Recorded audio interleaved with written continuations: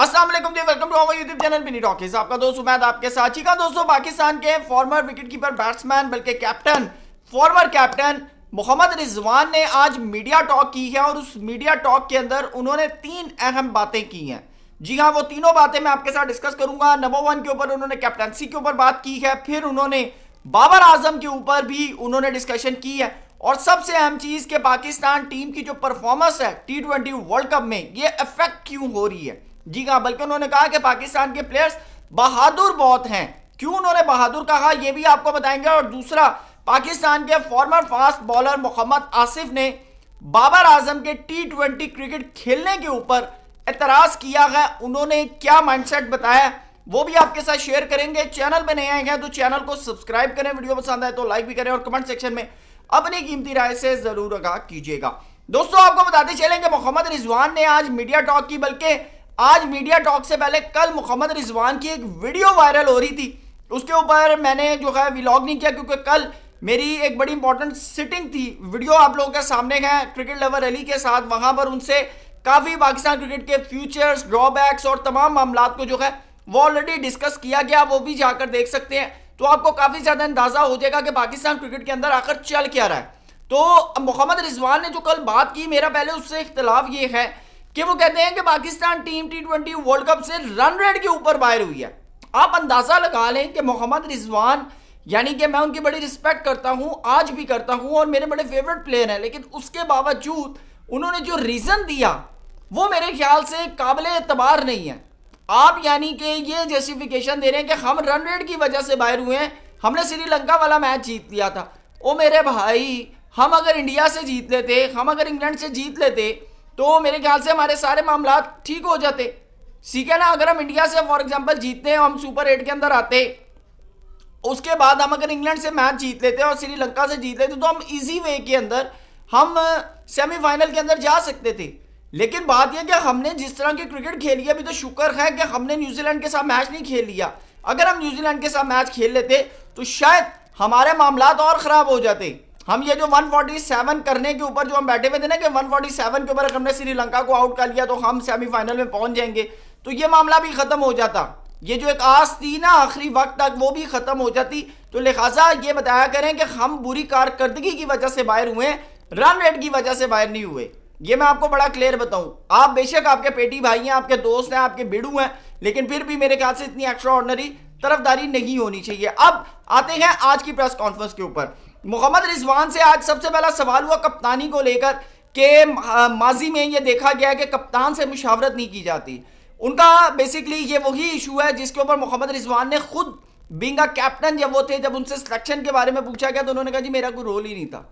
तो उसके बाद फिर आपने सडन देखा कि जो कैप्टनसी चेंजेस हुई, T20 की कप्तानी चलेगी, वनडे की कप्तानी चलेगी। ये चैंपियंस ट्रॉफी के दौरान फहीम अशरफ की सिलेक्शन और प्लेयर्स की सिलेक्शन के ऊपर उनसे जब बात हुई थी तो उन्होंने कहा था मेरा तो कोई रोल ही नहीं है।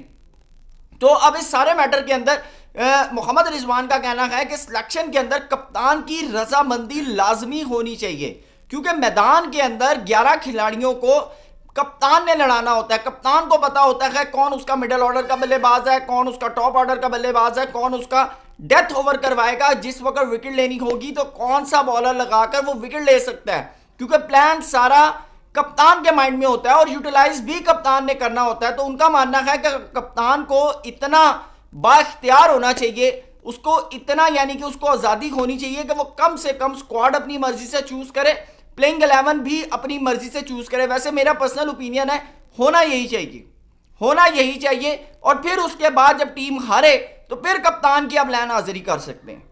तो ये उन्होंने कहा ये चीज ने जो है मैं इसको यानी कि अपोज करता हूं, मैं इसके खिलाफ हूं कि सिलेक्शन कमेटी टीम सेलेक्ट करे, स्क्वाड बनाए, प्लेइंग 11 सिलेक्टर डिसाइड करें और लड़ाए जाकर कप्तान।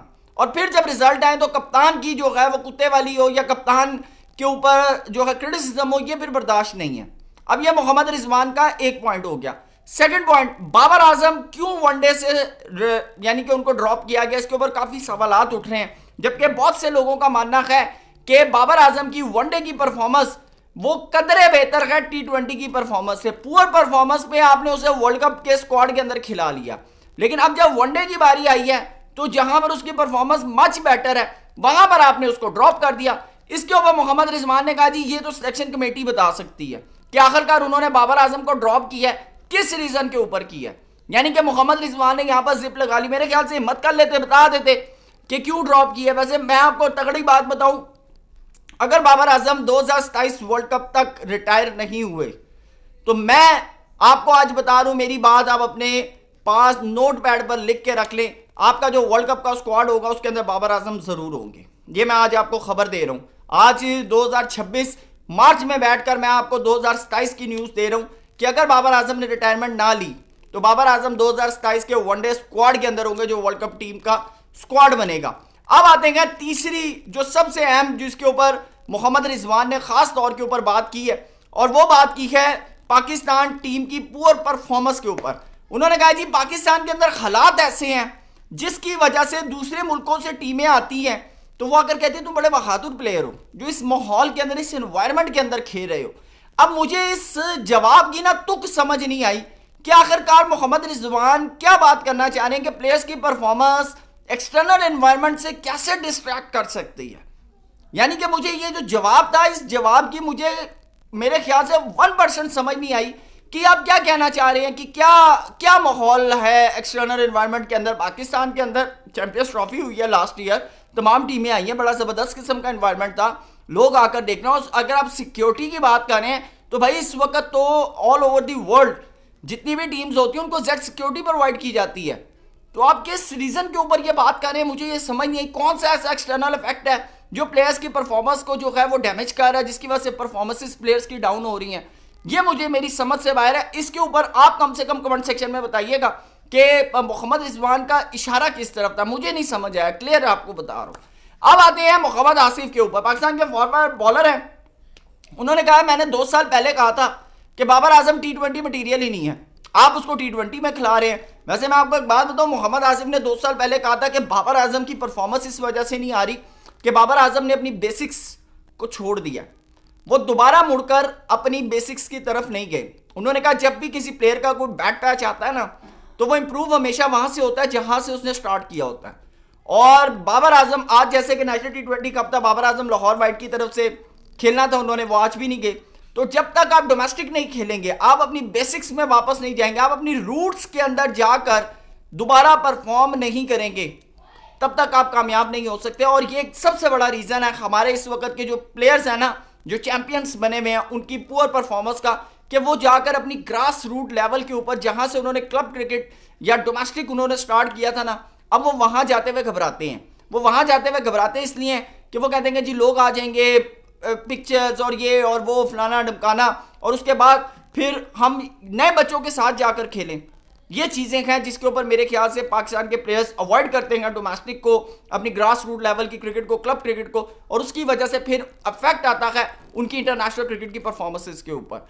तो अब आप अंदाज़ा लगा लें कि ये इस वक्त सारा सिनेरियो चल रहा है। मोहम्मद आसिफ ने कहा है कि बाबर आजम के साथ आप ज्यादती कर रहे हो उसे T20 क्रिकेट खिलाकर। अब इस सारे मैटर पर दोस्तों आपकी क्या राय है, कमेंट सेक्शन में जरूर बताइएगा। थैंक यू सो मच, अल्लाह हाफिज़।